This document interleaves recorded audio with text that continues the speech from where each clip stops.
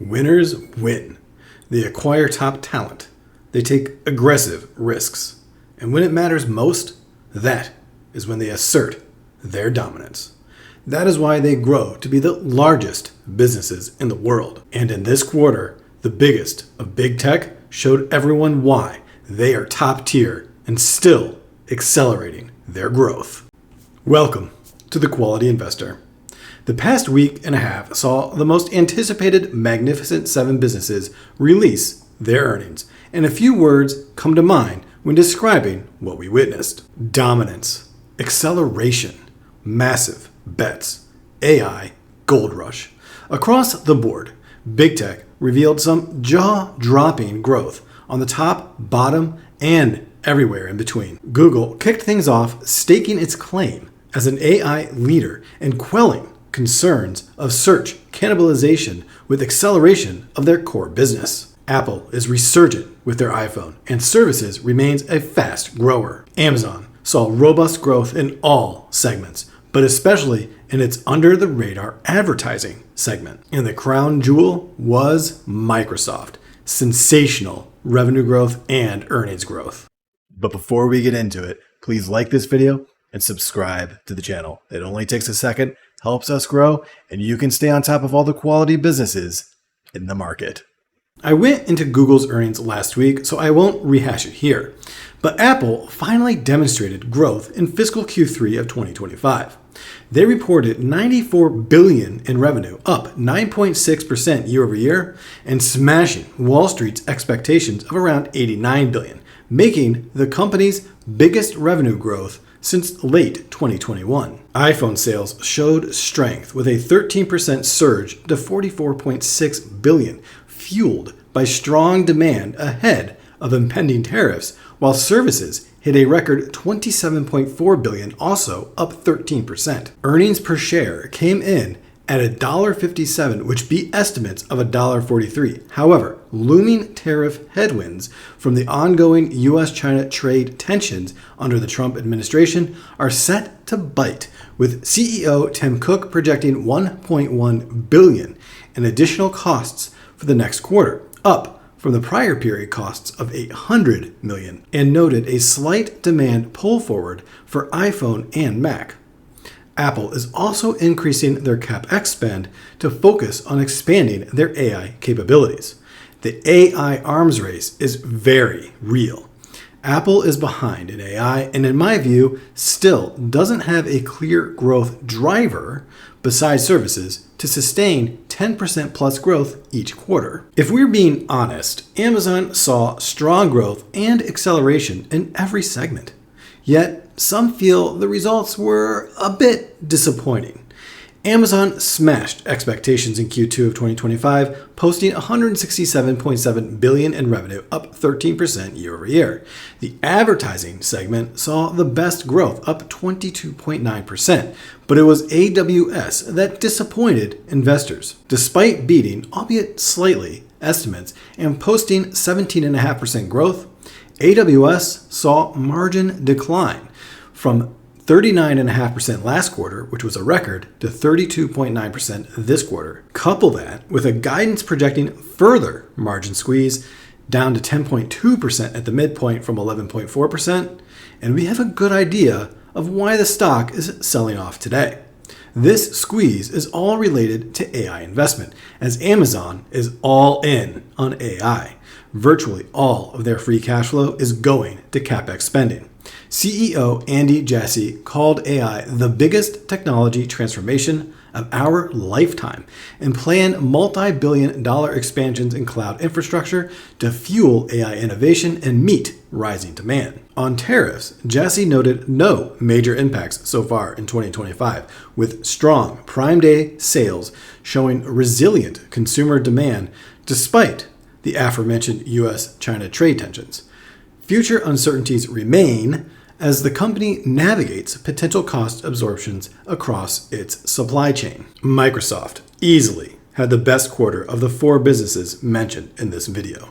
Perhaps no other business, not named NVIDIA, is executing quarter after quarter the way Microsoft is. This was a blockbuster quarter to end their fiscal year of 2025, Revenue was up 18% year over year, beat estimates, and is powered by surging demand for AI and cloud services. Intelligent Cloud jumped 26% and was driven by Azure's impressive 39% growth. Microsoft also saw margin expansion both for the quarter year over year and the fiscal year year over year. Earnings per share climbed 24% to $3.65, which smashed estimates of $3.37. This is astonishing growth for a business that is flirting with a $4 trillion valuation. CEO Satya Nadella stated AI is the impetus for massive investments in infrastructure, including over 400 data centers and more than 2 gigawatts of new capacity. However, this scaling contributed to a dip in Intelligent Cloud margins to 40.6% from 41.3%. Interestingly, the market doesn't seem as concerned about this like it is with Amazon, and it's probably because Microsoft is taking share as well as accelerating cloud growth. Microsoft expects CapEx spend to moderate, but their spending is geared toward increasing AI compute and infrastructure to meet an ever-increasing demand. Nadella emphasized that monetization of AI is tied to compute, and their spending is supporting the next 15 years of AI monetization. That is quite the long-term focus and further cements Microsoft's status as one of the best businesses in the world. So, are these businesses now too expensive post-earnings? Regular viewers of this channel know that I believe Google is still a huge bargain, but it is important to get a baseline for the rest of the big tech world. And stay tuned next week as we'll cover Meta's amazing quarter as well. And without further ado, let's get into some numbers. Apple is trading at $201.72 as of this recording. While I don't have the latest quarter numbers in these charts yet, you can see that Apple growth has really flattened over the last few years. They still have very strong free cash flow generation, and you can see that they're not a very CapEx heavy business. However, like Tim Cook said on the earnings call, that will change as they start to invest more and more into AI, and they really need to in order to catch up with the other big tech. They have fallen a little bit today in the market despite a pretty strong quarter, over 2.5%.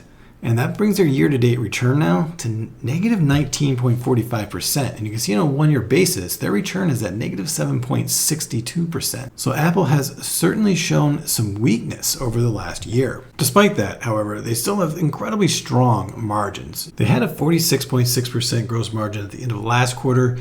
They did have a slight decline in both the product and their services gross margin. And in fact, Tim Cook also mentioned that the tariffs, the $1.1 billion additional cost, will impact gross margins next quarter. Operating margin still remains very strong, and their free cash flow margin has declined slightly and might continue to do so with an elevated CapEx spend. But that said, Apple is one of the best capital allocators in the business, and their return on capital certainly reflects that. Both their ROIC and their ROCE are above 50%. Apple sitting at $202.24 with a PE ratio of 30.7 and a forward PE of 26.6, both higher than their 5 and 10-year averages. And given their growth over the last few years, a lot of people think that these PE ratios are certainly not justified. The market, on a reverse DCF basis, is giving Apple 7% free cash flow growth over the next 10 years to get to that share price, whereas I'm actually giving them 8.6% on my base case for free cash flow growth. I do think that my growth rates for revenue are fairly conservative. I have 4.63% growth on the bear case, up to 7.41% on the bull case, and for free cash flow margin, I have that at 31.97% on the bear case, up to 39.16% on the bull case. That gives us a discounted cash flow price for the bear at $182.25, $223.37 on the base case, and $274.49 for the bull case. The exit multiple sits at $226.70. The comps I'm using for Apple are Google, Microsoft, and Netflix. Remember, Apple does have Apple TV. So ultimately, that gives us a buy price here of $226.16 with a forward PE of 29.8, with a 20% margin of safety. That's a buy price of $180.93 and a forward PE of 23.8. I used to have a 10% margin of safety for Apple, but I don't think their growth really justifies it anymore, and you would need a fairly large margin of safety in order to get real growth in your investment out of this business. However, if Apple does execute and they figure out AI and they catch up to the rest of the pack in big tech, there is a lot of upside. The bull case does have an upside here of 27.5%. But I would certainly wait on Apple if I was to buy more. I would want to see it come down below 180 into the 170s, maybe even 160s if you're feeling really risk averse. And in fact, I do plan on selling Apple over the next couple months here to further consolidate my portfolio. Amazon is certainly having one of the worst days post earnings of all the Magnificent Seven so far. Their share price now sits at $214.03 of this recording. They are down 8.7% so far in the day.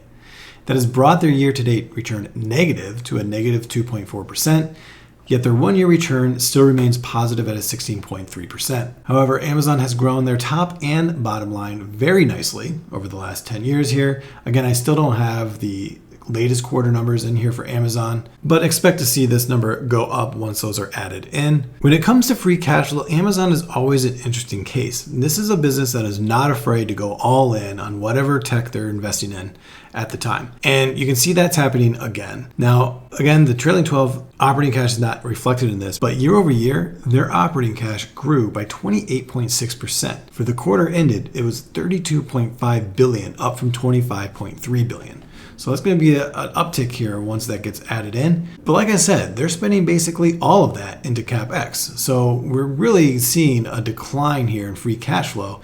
And actually, this is something that made me hesitant to invest in Amazon a while back because of their really erratic free cash flow. But this tends to pay off for Amazon down the line. They're not afraid to make big bets. They're probably the most aggressive business when it comes to betting big on innovation, and it usually pays off for them. And you can see that here in their expanding margins. Both the gross margin and operating margin are expanding. Again, we saw that margin squeeze in AWS this quarter because of the elevated spending for building out their AI scalability. But once that becomes even more efficient and continues to scale, these margins are only going to go higher. And you can see their ROIC and ROCE tends to be choppy due to their heavy CapEx spending that they do. But again, once it pays off for the Amazon, and it could take 2, 3, 4, 5 years for it to pay off, it pays off very handsomely for investors. Amazon sits at $213.62 with a PE ratio of 32.6 and a forward PE of 36. You can see the PE ratio is below their 5 and 10-year average, while their forward PE is quite a bit higher than their 5 and 10-year average. However, Amazon does have some wild swings within their earnings. The reverse DCF, what the market is giving for free cash flow growth over the next 10 years for Amazon, is at 18.4%. My base case DCF free cash flow growth, however, is at 22.7%. I am quite bullish on Amazon. To me, this is a business that's not afraid to be aggressive in their investment, and it pays off for them. I'm projecting revenue growth over the next 10 years on a bear case of 8.4% up to a 10.8% growth rate for the bull case. My free cash flow margin, I have at 10.9% on the bear case, going up to 21.6% on the bull case. Now, their free cash flow is quite depressed right now due to their elevated CapEx spend, so that's one reason why you're seeing such a high free cash flow growth rate. But I think Amazon is more than capable of achieving these, in my opinion, conservative estimates. That gives us a DCF for the bear case at $175.10. On the base case, I have them at $278.46, and on the bull case at $412.32. The exit multiple is at $235.50, and that is comps of Walmart, Netflix, Microsoft, Google, Salesforce, and Oracle. So you can see there's quite a bit of upside of both the base and the bull case if Amazon simply executes, and if they execute really well and hit the bull numbers well, then we're going to be sitting pretty. Without any margin of safety, that's a buy price of $268.38, but with a 20% margin of safety, that is a buy price of $214.70. So you can see today's dip has brought them down quite a bit, and they're now in the buy range. And in fact, I did buy a few $1,000s worth of shares today. So I was actually happy to see the dip. I think that this is just a blip on the radar, and Amazon is going to be just fine. When we look at Microsoft's charts, to me, this is the picture perfect of what a business should look like for an investor. Virtually every chart shows a perfect incline growth for the revenue, operating income, earnings per share, operating cash, free cash flow, all of it. Right now, they're trading at $522.41. They are down around 2% on the day. I think they're being dragged down by the broader market weakness. And while they popped a little over 3% post earnings, their year-to-date return is very good at 23.9%. And they have very good 1-year, 3, 5, and 10-year returns, easily outpacing the S&P 500. And you can just see, looking at all these compound growth rates from the 1 to 10 year here, how consistent this company actually grows. And it's quite remarkable. And in fact, when it comes to revenue, they're accelerating that growth. 11.65% compounded over 10 years, but just on a 1-year basis at 14.9%. Now, their free cash flow, it declined about 3% year over year. And mind you, I do have the full fiscal year of 2025 Microsoft numbers in here. And it declined down to about $71.6 billion from $74 billion last year. But again, that's due to the heavy CapEx spend that Microsoft is engaging in, also for AI infrastructure. That's the big theme here with all the big tech. They're going all in on AI, and it is an arms race between each of these big tech businesses. And really, one of the big beneficiaries from all this will be NVIDIA, because they're all using NVIDIA chips. But like Nadella said on the earnings call, this number will moderate for Microsoft. They don't project a massive increase in CapEx spend for their fiscal year 2026. So we should get back to positive growth for free cash flow going forward. Looking at the margins, again, Microsoft has done an amazing job of growing their margins, both the gross margin, operating margin. Their free cash flow margin is down to the heavier CapEx spending, but operating margin now sits at 45.6%. Gross margin did decline a little bit, but a lot of that is because in the intelligent cloud, most of that AI spending, that compute, it goes into cost of goods sold. So it's hitting that gross margin. But again, once it scales, and it will continue to do so, and AI becomes more and more monetized, and they can start meeting that demand that's out there in the market for all of this compute, we should expect to see these margins continue to increase. And when it comes to return on capital, Microsoft, just like Apple, is one of the best capital allocators in the world. And we can see that reflected here in their ROIC of 33.8% and their ROCE of 28.5%. Microsoft is at $523.54, with a PE ratio of 38.4 and a forward PE of 34.2, both of which are above their 5 and 10-year averages. So Microsoft appears a little bit overvalued. And I think you'll see in a second that my valuation here agrees. The market is giving Microsoft a 15.3% free cash flow growth rate over the next 10 years based on a reverse DCF. And I'm essentially right in line with the market. I think their free cash flow is going to grow at about 15% on my base case. My bear case revenue growth for Microsoft is at 9.6% over the next 10 years, up to 13.2% revenue growth on the bull case. So those are pretty conservative revenue growth numbers, especially given what Microsoft has been doing in the last couple of years. If we continue to see blockbuster growth out of the intelligent cloud, which is where Azure lives, then I think we're going to exceed even the bull case. My free cash flow margin for the bear case is at 31.5% up to 39.4% for the bull case. I have a DCF price of $412.80 on the bear case, $524.84 on the base case, and $666.34 on the bull case. Microsoft is one of the best dividend payers in the world. They consistently raise it by 10% every single year, and I'm basically modeling 9% dividend growth for the bear case up to 11% dividend growth on the bull case. So that gives us a dividend discount price on the bear case of $469.63, up to a bull dividend discount of $749.64. My exit multiple for Microsoft is at $461.58, and that's based on comps of Oracle, Adobe, Google, Apple, and Amazon. Without any margin of safety, we have a buy price of $530.38 and a forward PE of 34.6, and with a 10% margin of safety, that's a buy price of $477.34 with a forward PE of 31.1. Based on this, I do think Microsoft is trading at a premium still, and despite their huge quarter and their huge couple of quarters, they still haven't really grown into their valuation. I definitely would want to add more to my current position in Microsoft. I've added quite a bit more to a Google position, which now makes Microsoft my number 2 position in my portfolio. But if Microsoft comes down below $475, I'd definitely be willing to add more to it. To me, this is one of the safest and most reliable businesses to invest in. Despite its size at nearly $4 trillion, they're one of the businesses that absolutely leading the tech industry right now and bringing us forward into the AI future. But right now, it seems like Microsoft can do no wrong. So that is an update on the biggest big tech businesses in the world. All of them showed very strong growth in this quarter. I'll be doing an update next week on Meta. They also had a very strong quarter. And yet again, the Magnificent Seven is showing why they are actually the Magnificent Seven. These businesses just win. Thank you for watching today's video. And if you've made it this far, go ahead and subscribe to the channel. Thank you and happy investing.